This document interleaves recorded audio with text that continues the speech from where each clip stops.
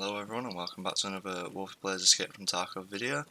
In this one we're going to be using the R.F.B, or as I like to call it, the really fucking badass. So I've been playing around with this weapon quite a bit since it's one of the most reliable weapons to be using from the level 2 traders.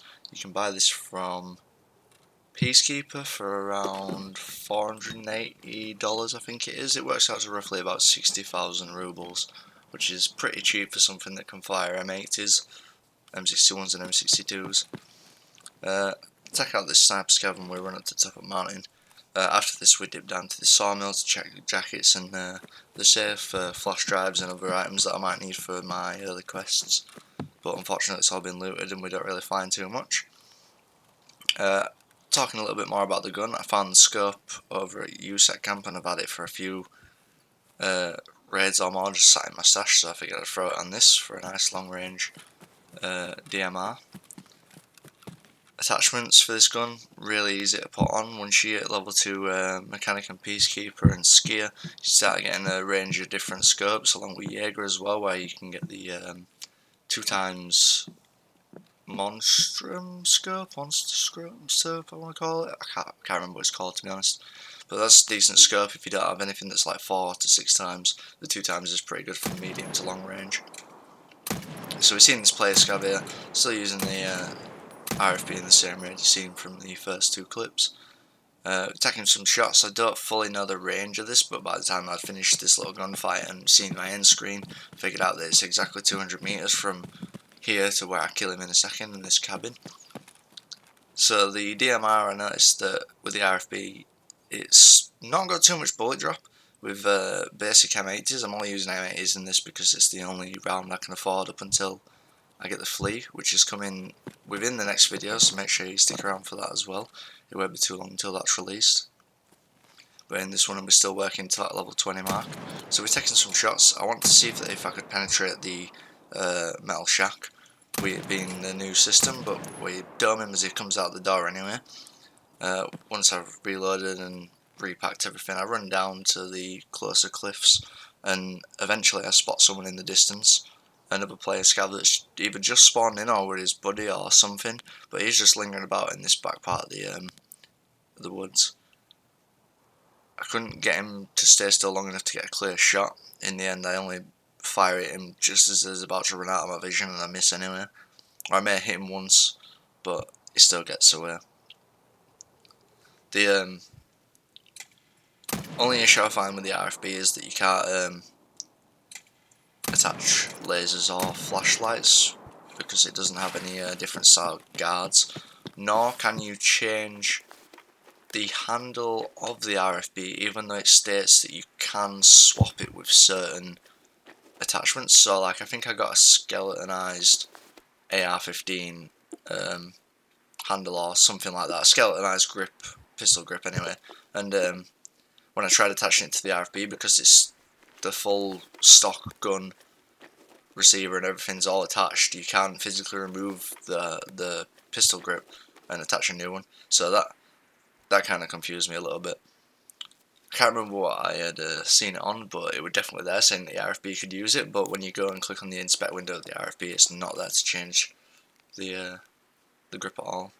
You can change the foregrip and attach any muzzle devices you may want straight out the get-go, but unfortunately you can't add anything else other than those two things in a scope. So we handed in supply plans after going into the shack on woods and playing around with the R.F.B for a little while. We unlocked a heap of new quests. From those new quests we decided we were going to go to Shoreline and mount the 3 ambulances. We got a pretty close spawn, so I decided I was just going to run straight up, hit the first ambulance, and then go all sneaky beaky until everything quietened down, because there were people in west shooting the shit out of each other and I couldn't get eyes on any of them, but I knew for a fact that the moment I walked inside someone were going to blast me. So I was just like, I'm just going to place the marker, get the hell out of there. I ended up running to the top floor of East Wing, and from the top floor I was trying to get eyes on the people that were shooting on the western side of the building. There wasn't too much action on the inside of east, it was literally just a straight walk up the stairs. Someone had already been onto this side and looted most of the main rooms.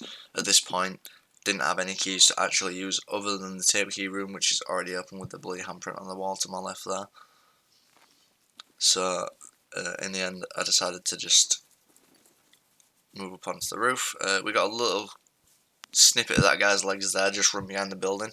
I don't know what he was actually doing, running out there and then running back, but he wasn't insurance frauding in that bush because I checked it on the way out after losing visual on both these guys entirely.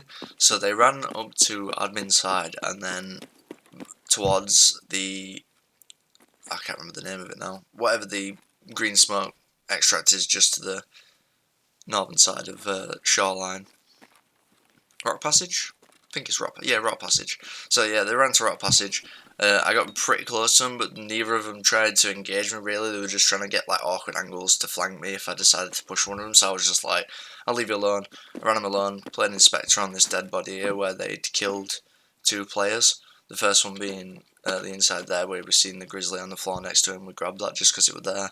The other one just outside the fence where I had to play Cluedo and follow the blood trails and figure out what I was murdered by and all the other exciting things of tarkov. But we found his body. He had basically no left on him, just his base gun with no real attachments on it and his armour that was absolutely toasted. Even before he got shot, I think it was pretty toasted at 10.5. A guy had survived a while with that armour and repaired it a few times by the looks of it. But we got no exciting really other than a few things we can use again after the raid, like the headset and heals. So after this we literally just start making his way to the water tower place. And I got lucky when I arrived here actually, because I wanted to kill the sniper scav on the roof, and when I scoped in it turned out that there was actually 2 of them. So I got 2 for 1. 2 for 1 sniper scav. It's a shame that you can't get up there and take the weapons, otherwise that would have been easy money. But unfortunately that's what it is. So we slap both of them, turn to my right and I see this guy sat behind a tree, slap him too. Once he decides he's going to turn towards me. And then a couple of seconds later, I'm still scoping out the same area to see if I can see any more scavs for the 3 XP, and just see this guy wobble over the thing, just another scav. So after that, we looted everything that we just killed pretty much, other than the sniper scavs that was on the roof. Come over here and clap the scavs on Scav Island, check for sniper scav on top of the mountain, planted the markers on ambulance 1 here, and then ambulance number 2 after the timer of the first one had gone. Waited for the timer for the second one, and then after that we got the hell out there. Handed in Healthcare Privacy Part 1, which then unlocks Part 2, which we leave on the back burners for a while until level 20 plus, where I get the keys. We jump back into Woods, where Sturman's already been clapped here, literally nothing left on him, which is a bit disappointing. The guards were still up, I'm pretty sure. No, the guards in this were dead, sorry. So someone had been through and rinsed absolutely everything almost instantaneously and just pieced out. I pushed in afterwards. They'd not really looted any of the actual sawmill, just the guard and Sturman. The other guard were completely free, so I decided to take everything. We got the flash drive from the safe in the shack, which was a good comeuppance because we need 2 of those, and that was my first one. Find this little PMC dead on the floor here. He presumably got slapped by either the guards or the person that cleared out Sturman and his guards. Come over and loot both of these, taking pretty much everything I can get my hands on. I didn't want to bother taking the scope off, folding the SVD, putting the scope back on, and then putting the SVD. Oh no, I did. Never mind. I did do that. I thought I got rid of both of them and then just took the scopes and the hunter. But no, I took the scopes and the SVDS. And then finally we're moving on to my new stirrup meter. So after placing my objective to repair the first thing, I really fucked up and should have brought two toolkits. I only brought 1 in my gamma and then just a pistol, because the guy who is saying ceasefire comes around the corner and I wiggle at him to say that I'm friendly, and he's a PMC. So Scav Karma now is making friendly PMC cooperate. I don't know if this guy had quests to do or if I don't know, but either way I give him a greeting. And HSR _ Gandalf, if for some reason you ever do watch this fucking video, I'm really sorry to how this plays out in the end, because I end up shooting you in the face with my stirrup. But that's the way to do it now. Pretend you're on a quest, pretend that you're really good, and then just lie the hell out of them. Maybe don't miss as much as what I did here, because I've completely fucked it up, and this guy had a KS-23 with star rounds, which could have really fucked me up. But luckily I managed to pincer myself onto this corner, and the moment it walks around I just unload with the full auto glock. Now the next 25 seconds are a complete clusterfuck, so I'm just going to let this play out and show you how the rest of this raid went from me basically being a bad boy. And until the next video where you see my level 20 and something else extremely exciting, I'll leave you with this and I'll catch you next time. Be sure to like, comment and subscribe to help the algorithm so everyone else can see this, and I'll keep bringing you more content.